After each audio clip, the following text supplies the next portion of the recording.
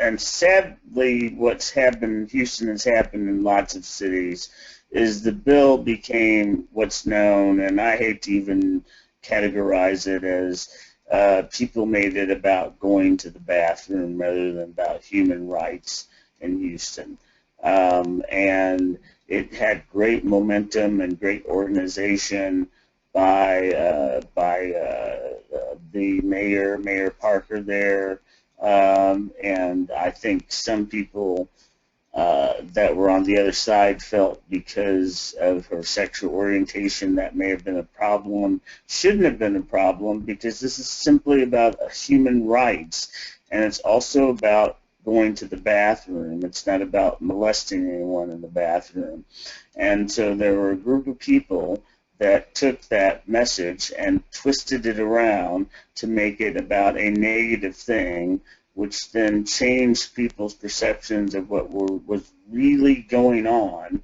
And the other side did no truth-telling to this, and this sadly to our movement all the time, and told the untruth of this is about predators going into the bathroom molesting women, when it's about people needing to go to the restroom. So here we find ourselves again at another bathroom moment when we're asking for civil rights, for rights that people can use public facilities, that they can go to the restroom and not be discriminated against because they're transgender.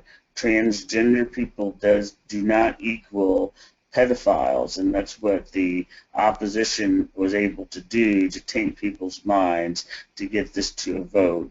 And you know, you can't blame Mayor Parker for distancing herself at this point. I think this is the end of her term, and she has to focus on, you know, cleaning up other priorities at this point in her term.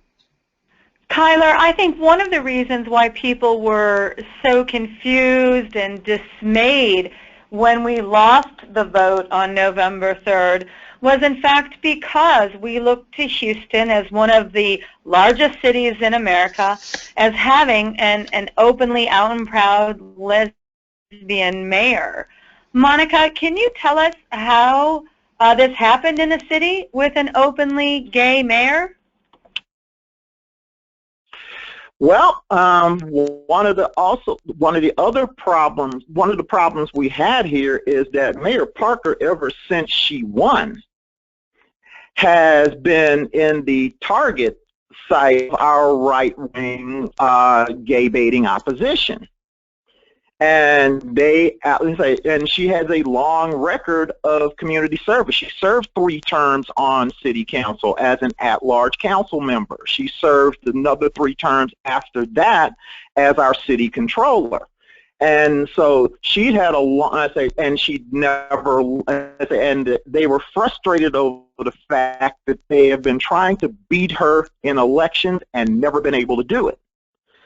And the fact that we did, and the reason that HERO came about is because of discrimination. We don't have, and we didn't have a human rights law that was a local option that we could use. If you were discriminated against here in this city, the state of Texas also does not have a non-discrimination ordinance, so you're forced to file a federal lawsuit. You know, that's ridiculous. So, you know, so that was, and we have had numerous incidents, including the recent gaslight incident, where 3 African American attorneys were told that they had to pay a $20 cover charge just to enter a club, while they allowed whites into it without having to pay a cover charge.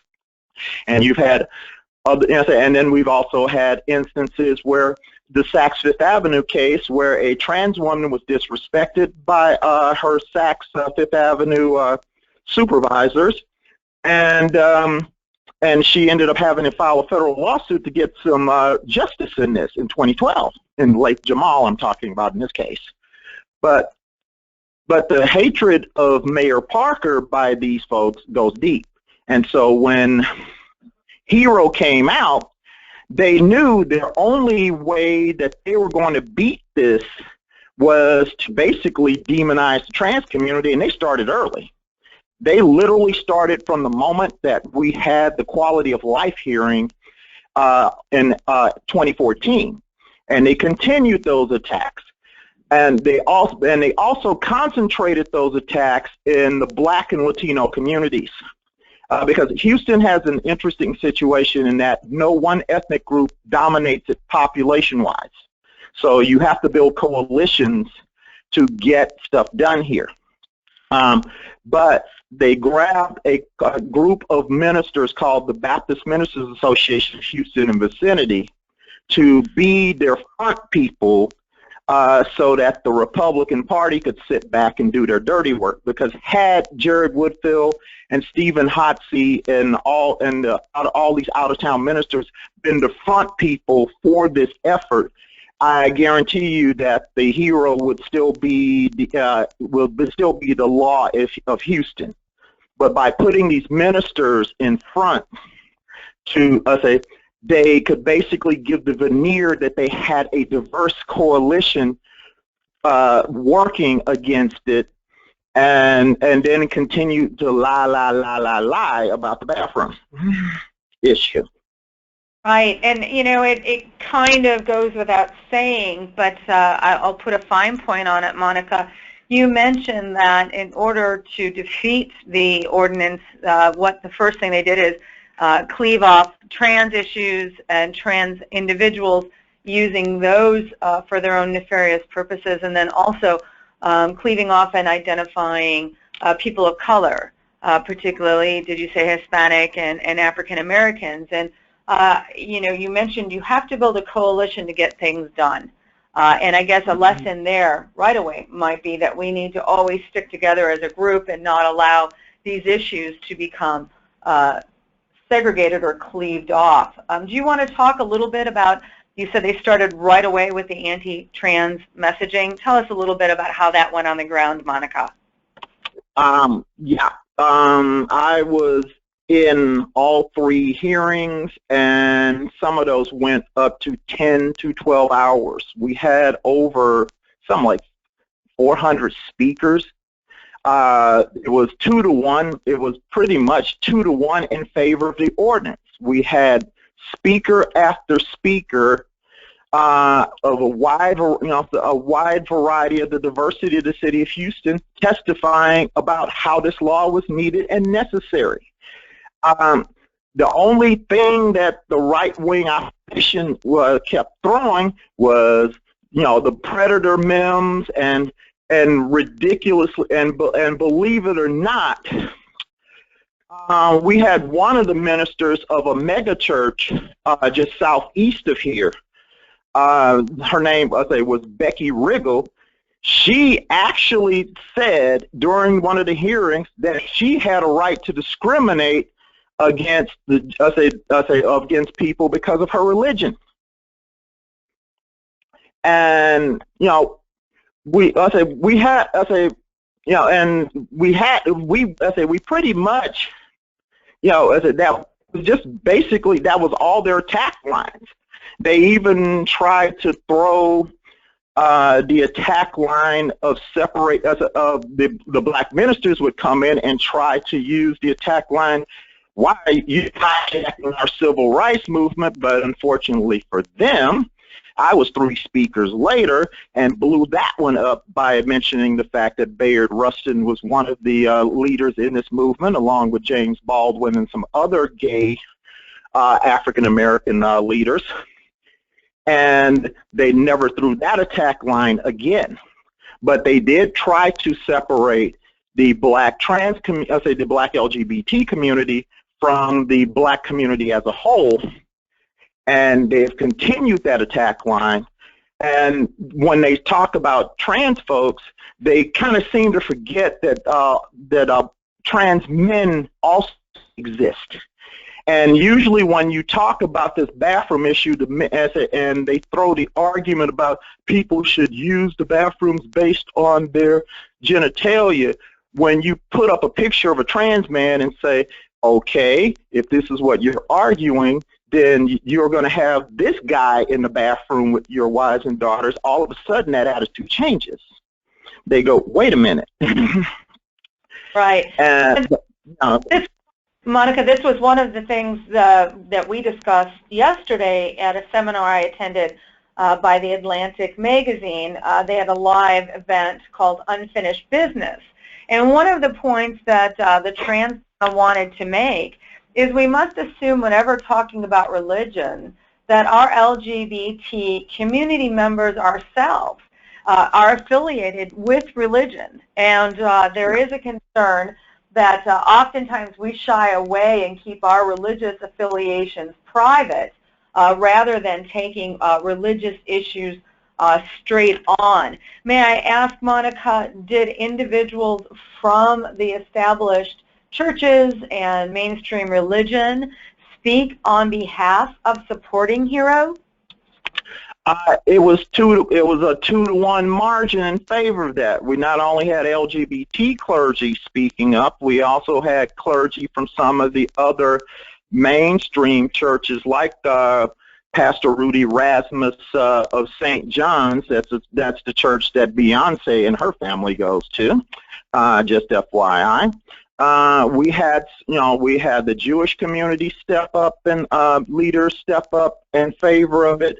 We even had the Greater Houston Partnership, which is a critical, a business organization here. The Houston Harris County Sports Authority.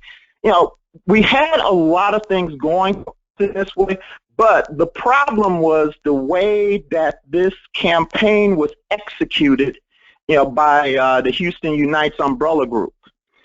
They made the mistake of running 8 2.0. And when I say that, they failed to build the coalitions with the African American and Latino communities that they needed to do right off the bat, because where the petitions came to put the law on the ballot, they predominantly came from 4 city council districts. 2 of them were predominantly African American, 2 of them were Latino. And they have been fed anti-hero radio ads probably since since the hero passed in May.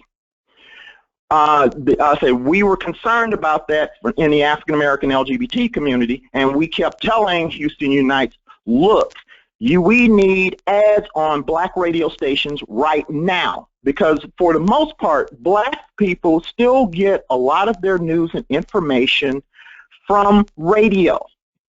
So we needed radio ads not only at that when the campaign pretty much started August 12th, but we needed them to buy radio time, when the election happened November 3rd. That we kept, and we also told them, look, you need to do some canvassing in our neighborhoods right now. They didn't do that. They continued to do the canvassing in the neighborhoods of Montrose and the Heights. They ignored the black neighborhoods that were and the Latino neighborhoods that were going to decide the election, because combined, the black and Latino population in Houston outnumbers the white population. They failed to do that.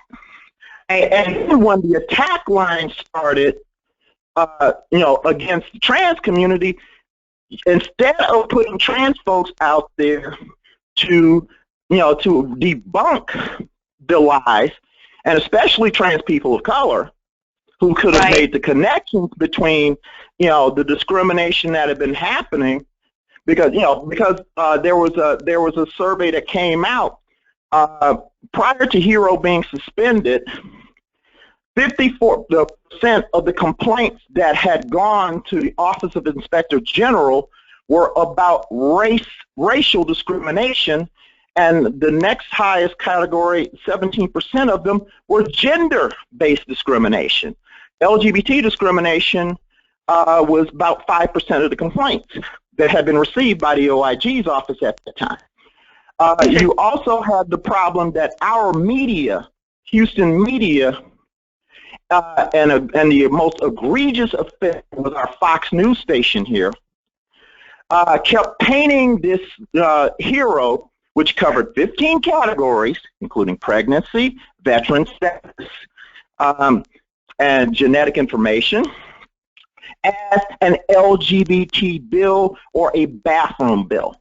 And even when we complained about it, and they kind of, they started half-heartedly trying to change their tune, they would still put graphics up of the rainbow flag, or a bathroom sign to subliminally send the same message.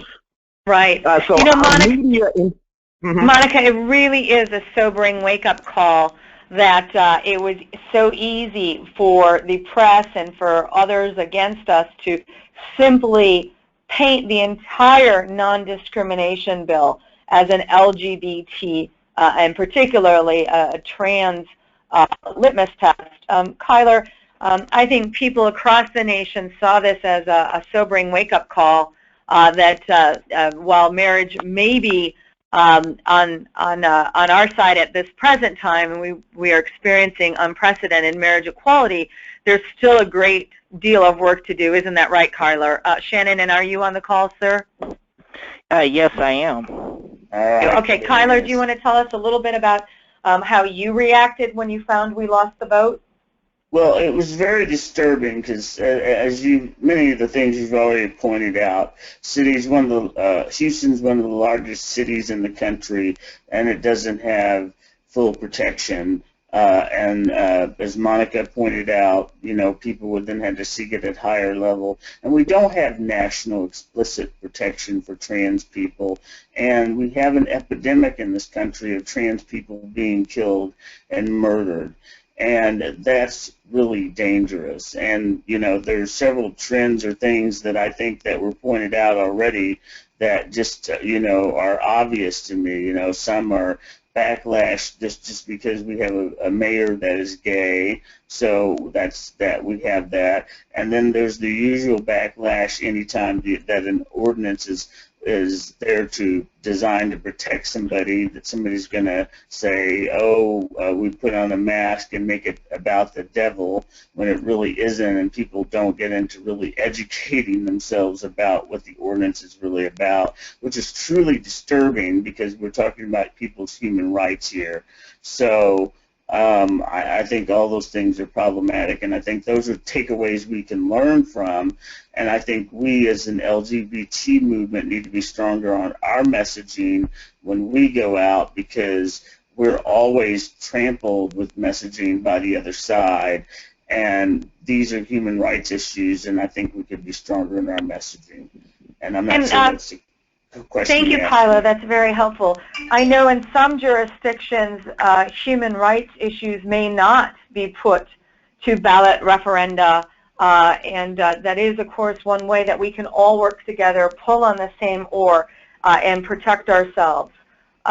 Shannon, tell us a little bit about how you reacted on November the 3rd when you found out that we had lost the vote.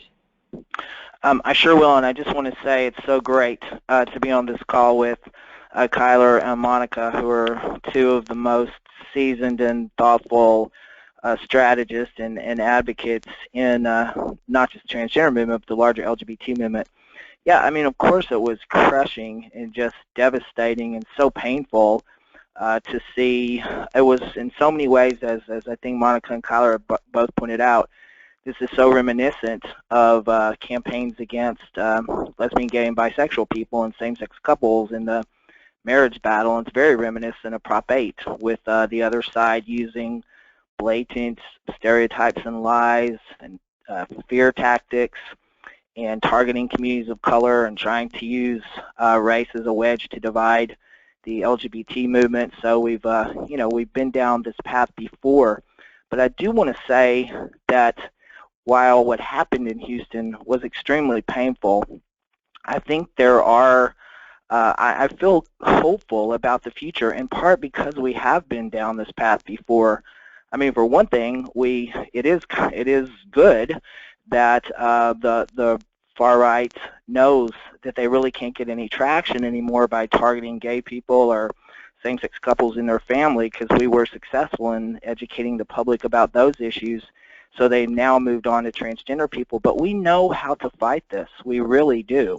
We know exactly what we need to do, which is to get more, as Monica and Kyler both been saying, get more transgender faces out in the public education campaign and really let people see transgender people in their full humanity. And we know that will work, just as it did with same-sex couples and their families.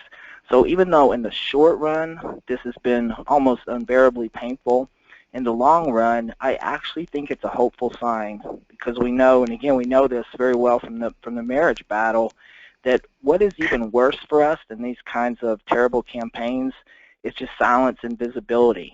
And once the other side sort of opens this up and shines this spotlight on transgender people, it's awful at first, and they're spreading nothing but lies and misinformation, but they have actually started a discussion and a conversation that opens the door for us to come around and do the education we need to do. And we know that that is going to end up in a positive place if we do the work we need to do.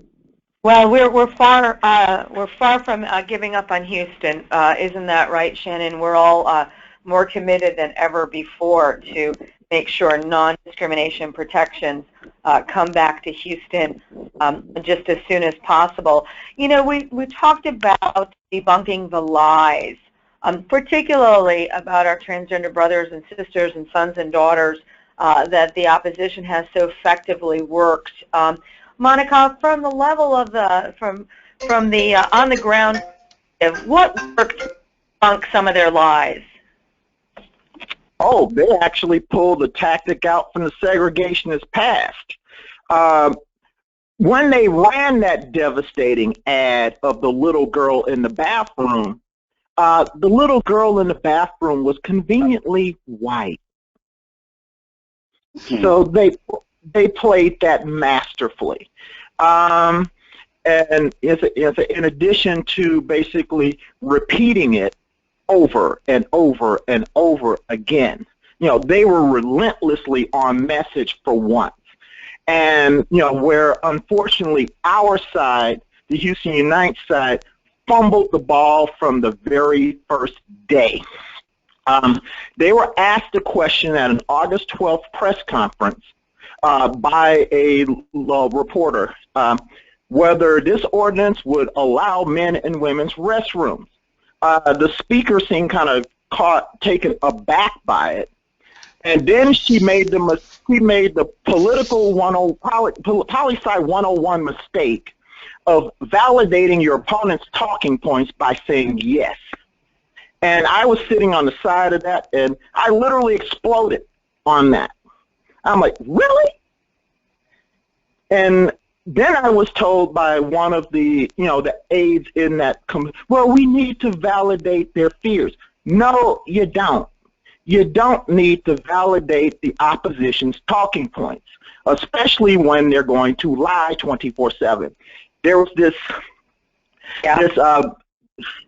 attitude in the Houston Unite camp was they needed to run a positive campaign. There are just times when you need to go, you said you need to go WWE on people from time to time politically. And we had videotape from the, you know, from the HERO hearings that should have been used in commercials. One of the speakers, one of the opponents, Kendall Baker, who was attacking the trans community, was himself fired from his city hall job for harassing women. All right, we had Pastor Ed Young, who was preaching a bunch of anti-trans speeches. Pastor Young had one of his youth ministers is now doing jail time 5 years for molestation of young female parishioners in their church. So, you know, we had, and then we also had testimony of Cassandra Thomas from the Center of Women and Families, who basically blew up the myth when she was asked point blank by City Council, had she heard in her 20-year career of any trans person doing what the opposition accused them of doing, and she answered with one word: no. That was videotaped. All city council meetings in Houston are like, like everywhere else, are cable cast and video. Okay, that was stuff we could have used in commercials. We also could have pointed out the fact, the out-of-town nature of the leadership, and the fact it was backed by the entire Republican Party apparatus. Right. So, Monica, we are going to move to. Thank you for your perception and sharing with us what it was like to be on the ground. And all I can do is just take a moment and convey to you my sincere appreciation for you being out there and relaying to us what it was like to be there over the months leading up to this. Thank heavens you're out there doing the best you can along with others to try to get ahead of this, not only in Houston but in other jurisdictions. For those of you who are live on the webinar, and this is being recorded, we will send this out to those who have RSVP'd and who are unable to join us on the webinar. There is a chat section on your software. Please be aware that you want to send your questions to moderator or staff. If you hit the wrong button, you're going to be chatting to all. One question we have here is one of our best members from Jacksonville, Florida. Something similar is going on over there with this so-called bathroom panic issue. There's been threats made to activists. Neighborhoods have been paved with flyers advocating, quote, gay bashing, close quote. And there's a new call for a voter referendum. Shannon, Kyler, what type of advice are you giving to people when these things are brought to your attention? Kyler, do you want to go ahead? Yeah, I can go ahead. Sure. Well, I think the bathroom issue has always been an issue. Shannon's been doing this a little bit longer than I have, I think, that we face with local ordinances when we started, and they continue to be an issue. I think you have to be just as aggressive as they do, meaning the other side, and know that they're going to play dirty pool. We know that now. We've seen it in Houston. We saw it before Houston had started, and now really Houston has been real pronounced, and obviously a little bit was heated because they were also coming after Mayor Parker because she was an out, openly elected official doing a great job. So I think we have to be just as aggressive in our campaigns and tell the truth. That, this is about people needing to go to the bathroom, and it's a human right, and, that's what we have to do. I attended a training, which was an ACLU training, and people from Northern Ireland who had done this, and that's what they found, and that's what they used, and it was successful for them. I'll just jump in there and say, I think this is where it's so important that we do have collective historical memory as a movement. I mean, we have been here before. I mean, this is exactly what happened. It was state after state after state initially passed popular referendums and initiatives, anti-marriage equality initiatives, and it took us a little while to catch up. And now the right has discovered that this is the new issue that they're going to be putting on ballots and up before legislatures, not just in Jacksonville, but all over the country. So we need to be ready for this.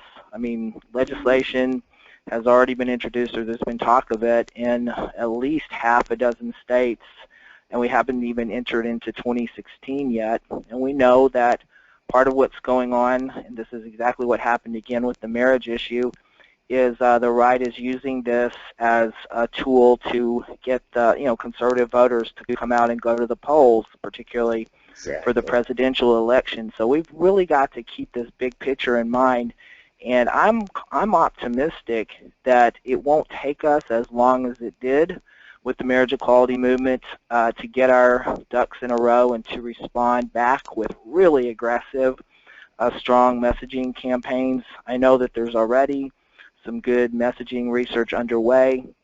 One place where we may very well see this on the ballot is California. The deadline is Monday. We will all know this coming Monday whether or not the proponents of an anti-transgender bathroom initiative gathered enough signatures to put an initiative on the ballot for the November 2016 election in California. If they did, that is going to be the most significant one of these measures that we've seen yet, because it's statewide. And it's in a state, you know, California was the scene of Prop 8. It's a very politically important state. If we lost in California, it would be very devastating, just as losing Prop 8 was. So that's something we all need to keep an eye on. And I hope that it's just so important, I think, that the message, the takeaway here is not to be discouraged or afraid, but to be motivated. I mean, we do know how to deal with these kind of attacks. And it's exactly what Kyler said and Monica is saying. We've got to get truthful, humanizing messages out there, and we need all of our allies, our family members, friends, colleagues, to take every opportunity to be talking about transgender people and making transgender people visible in positive ways. One way to approach these oncoming fights without fear and without with being confident is to be prepared. And of course, one way to be prepared is to have talking points at the ready. Kyler, when people ask you what's the importance of these non-discrimination laws, how do you reply so that people understand just how important non-discrimination laws are, not just for you know, our trans folks, but also for our gender issues and race issues? Well, they set the bottom line of what people can't do, and learn for others or teach others that we treat others as human beings, and they're very powerful. And while these city ordinances, which is really amazing, don't even have much bite, you know, they're very emotional. You know, I was reading the hero one before I got on this morning, and remember passing one in my own hometown, which took a long time to do because it was in the earlier days, but then it didn't pass for eons, and I happened to be there. And just the sheer acknowledgement of people being a human being, even though the fines are nominal in these towns. And it's amazing that people are fighting these ordinances because they're just $500 fines if you do this, that, or the other, which just shows how deep-seated also that people's fears or hates are. But I do want to bounce to the positive, because I agree with Shannon. I think that, you know, we've learned a lot from all the work we've learned, and I think, you know, Houston is a microcosm of that in many ways, because we can take so much from it. It was a race where there was a lot on the ballot, so that was a right-wing way to get a lot of people out to the ballot, you know, and so there were a lot of things that lined up from that. So I do want us to take those positives away. We know how to do this. We've got to come out with more positive messages. We got to take from what the marriage people did and just cookie cut it and stop reinventing the wheel in each and every little section of the country and pull it together. And we can pass these ordinances everywhere, and especially in cities that should have this. This means a lot to individuals to be protected and not be disenfranchised and get jobs and get a ride on the bus and not be treated like dirt. That's what it means. You know, Kyler, you and I actually were speaking on a panel yesterday at this Atlantic Live event, and one of the things that you so succinctly and so expressively stated to those who were gathered yesterday was that we have a tendency to not acknowledge the weaknesses of our past, and therefore we don't affirmatively express the strengths of our present.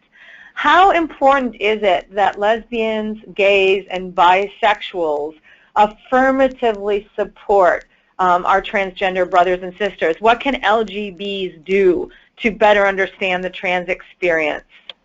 One is let trans people lead in so many ways. I think that LGBT people assume or take on the trans issues and assume they know everything. And I'm a real proponent of that. And it doesn't mean trans people can't learn also from other people, but it's just the presumption that trans people don't know anything. And that's coming from a place of oppression, we'll say also. And it's like we can't do that to each other.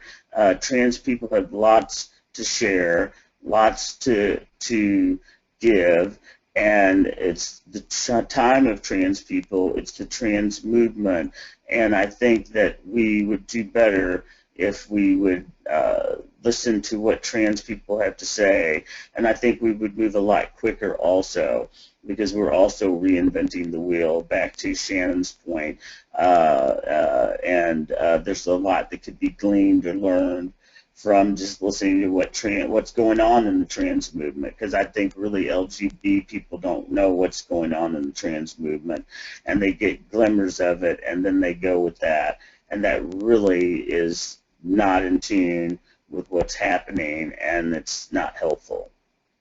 Recently, a trans activist said to me, long gone are the days where I have to affirmatively try to elbow my way into the table and try to explain to people, I'm trans, I'm here, I need to be heard. And instead, she feels that the tide is starting to turn. And there indeed should be an expectation on behalf or toward the lesbian, gays, and bisexuals, especially those who call themselves advocates and activists, to affirmatively go out and better understand the trans experience. I mentioned Christine Jorgensen and her book, from 1952, we were guessing yesterday. There is any number of places, aside from a current reality show, where you can learn more about the transgender experience really throughout the past decades. Yes, and I'm sorry, yes, there's tons of, the web is out now. When I came out, and a few other people, that wasn't out there. And I do feel that tide has changed without people just assuming they know about trans people and trans work because they've done other work. We've got to get that out of our heads, because there's lots to learn about trans that people don't know. So one thing I'm learning, Kyler, that I'm trying to share with others is that for many people, the trans experience is really a medical experience. And one of the things we do not talk about openly within a professional environment like the law or within many work environments is our own medical histories. And so I think there should be a deference to those who do wish to keep parts of their medical history private for whatever purpose. And I think that there shouldn't be an expectation from lesbians, gays, and bisexuals that coming out within sexual orientation would be the same experience for those who coming out within gender identity histories or gender identity experiences. And I think that that's something that we need to discuss more fully, particularly for those who are leaders leading the movement, and we like to think of ourselves as leaders insofar as we are within the legal profession. Shannon, from your perspective as an advocate and somebody who argued in remarriage cases what seems like a very long time ago, and all of those years of losing Prop 8 and litigating against Prop 8, tell us, what role do lawyers play, and can you apply that to our situation in Houston? Yes, I mean, lawyers are so important and will be in this movement. And Darcy, I was thinking when Kyler was speaking how much I appreciate the LGBT Bar Association has been so wonderful about including transgender people and voices and really highlighting the expertise and leadership of transgender people. So thank you for that. I think that has been tremendous, and as the leading national legal organization in our movement, that really means a lot. And we really do need the support of lesbian, gay, and bisexual allies. So I mean, we're too small as a group and a movement to do this on our own, and we're all one community, and the issues are so overlapping that we really need the larger movement. And lawyers are so important. I mean, when we saw that, again, I'm sorry, I know I keep going back to the marriage movement, but I think it's such an instructive example having the support of the nation's leading law firms, I think, made a huge difference in the positive outcome of the U.S. Supreme Court case and all of the litigation leading up to it. And this is a battle that's taking place in courts as well as in legislators and on popular ballots. There are a number of really important cases going forward now, employment discrimination cases and bathroom cases on behalf of transgender plaintiffs, and having the support of law firms with credibility and power really makes a big difference. We really need that support, and also just making sure that your firm, of whatever size it is, has non-discrimination policies about transgender employees, and really would encourage people to try to support and hire more transgender attorneys. Unfortunately, it's still pretty hard for people who are openly transgender to get jobs even in the legal profession, and mentoring and supporting transgender attorneys is a really important thing that everyone on the call can help us with. Monica, did you, hopefully you're going to have a, you know, as a lawyer, you're always told never to ask a question that you don't already know the answer to, and I don't know the answer to this one, Monica. Did you find lawyers on the ground to be helpful in your work? Well, I say in a lot of cases they are, because one of the aspects of being trans is, and it was a joke that I've heard from an activist a long time ago, is I have to spend a lot of money to be my type of queer. You know, and some of that, and then some of that also in terms of our identification. We still have identification issues that would mismatch identification that trigger discrimination that we do need to take care of, and a lot of times it's our friendly neighborhood lawyers that help us get the ID that matches the persons that we are right now.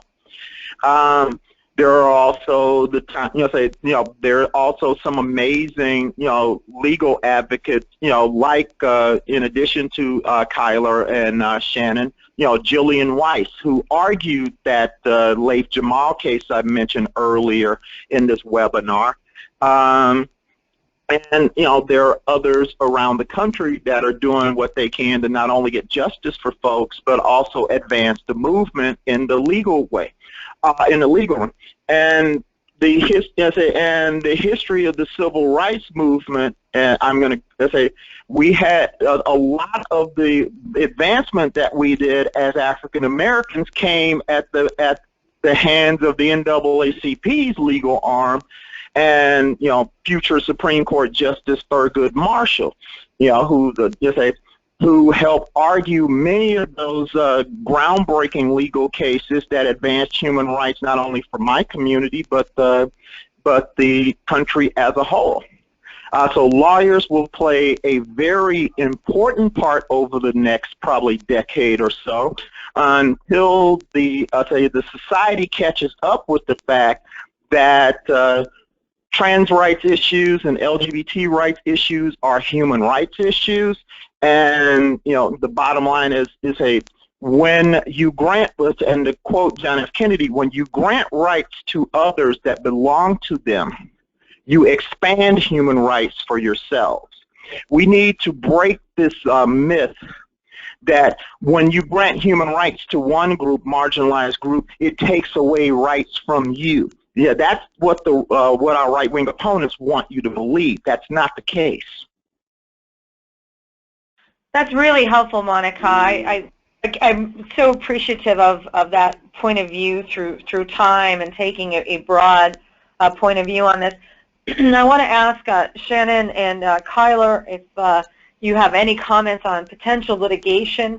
As we're looking at this from a lawyerly perspective, I think we need to consider when and where there may be litigation on this. And then before we wrap up, and I so much value your time and your chance to educate our members, I want to talk about something a little bit more positive, is the work on so-called conversion therapy, which is certainly a misnomer, and what work is being done to help people understand that this is not helping trans folks at all. So before we close out, do we expect to see litigation on this matter that anybody is aware of at the time? Shannon? Sharon, yeah. We very well may. I have not heard of any concrete plans for any litigation in Houston. That might be challenging, although it's definitely worth considering.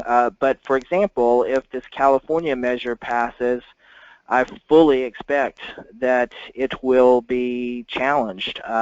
For one thing, one of the arguments we would be making is that state law cannot trump federal law, and we have fought very hard to establish federal precedents that Title VII and others, and Title IX and other federal laws that prohibit sex discrimination, include and protect transgender people, and we have the EOC and the Department of Justice and Department of Education backing up that position, and so we would be arguing that the California measure, if it passed, and I certainly hope it does not, is trumped by federal law, and cannot be enforced. So we will definitely be considering litigation as one of the tools in our tool chest for fighting these measures. That said, it would be obviously much better for them not to pass at all in the first place. And I do hope that it doesn't take us as long as it did on the marriage front, where it took really several decades for us to reverse what had been just overwhelmingly negative legislative and voter initiative trends. I don't think it will take us that long on this one, but that will only be true if everyone fully engages. I mean, we really have to get in there and get to work on these issues right away. Right. And can you tell us where you're winning to protect us and our families from these so-called conversion therapies? Yeah, thanks so much for asking about that, Darcy, and that's an issue. So many transgender people have had horrific experiences with mental health professionals trying to quote-unquote cure them or make us not be transgender, and we know from social science research that is devastating, especially for young people. It causes young people to experience extreme depression and often to become suicidal. It's a very serious issue, and it's one that NTLR has made really central to our work. And in fact, we have a whole campaign, the Born Perfect campaign, with a very ambitious goal of stopping all forms of so-called conversion therapy by 2019. We have a 5-year campaign, and we are making a lot of progress. We've already passed laws in 5 states prohibiting therapists from engaging in so-called conversion therapy with minors. President Obama, the Surgeon General, have both come out with very strong statements condemning conversion therapy and trying to help educate parents about how dangerous it is. And the Department of Health and Human Services just put out the first ever very comprehensive report detailing the dangers and harms caused by conversion therapy. So I am actually optimistic that with enough effort and, again, public education, really the key, that in 5 years we're going to be living in a world where it's unthinkable that any parent would even think about subjecting their child to such a harmful practice. Well, congratulations on your success in that arena, and I think this is hopefully this call will help sound the alarm bells that we are going to see fights similar to the fight in Houston in any number of jurisdictions around the United States. We're getting prepared for our upcoming annual conference next year in August in Washington, D.C., August 4th, 5th, and 6th. And we will, of course, be covering this important issue. And as we all know, there are going to be other jurisdictions that we will be looking at toward that. Many of us go into the law as a profession because we want to advance human rights and social justice, I think there are several leaders and leadership models we can look to. One need not look much further than the social justice groups within, say, the Jewish religion that work so adamantly on behalf of the LGBT issues and others. We have other religious experiences that are supportive of our community, and as Monica mentioned, as long as we continue to promote those examples, we will not see ourselves fall into the public trap of saying that many religions or religion generally is against LGBT interests. We simply know that that's not true. If you're interested in programming like this, we encourage you to support our efforts at the National LGBT Bar Association by becoming a member today, joining us at lgbtbar.org.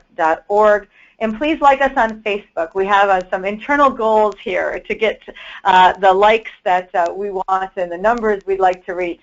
So do please like us on Facebook. Encourage others to do the same. I'd like to thank our speakers here today, Shannon Minter, the legal director at the National Center for Lesbian Rights. Kyler brought us the amazing attorney at law and someone who I personally have learned so much from over the years. Monica Roberts, this is wonderful to get to know you better. We'd love to see you at Lavender Law this year. And special thanks to the staff, Wilson and Laura, for this call. Thanks to all of you who have joined us, and I hope you have a wonderful weekend.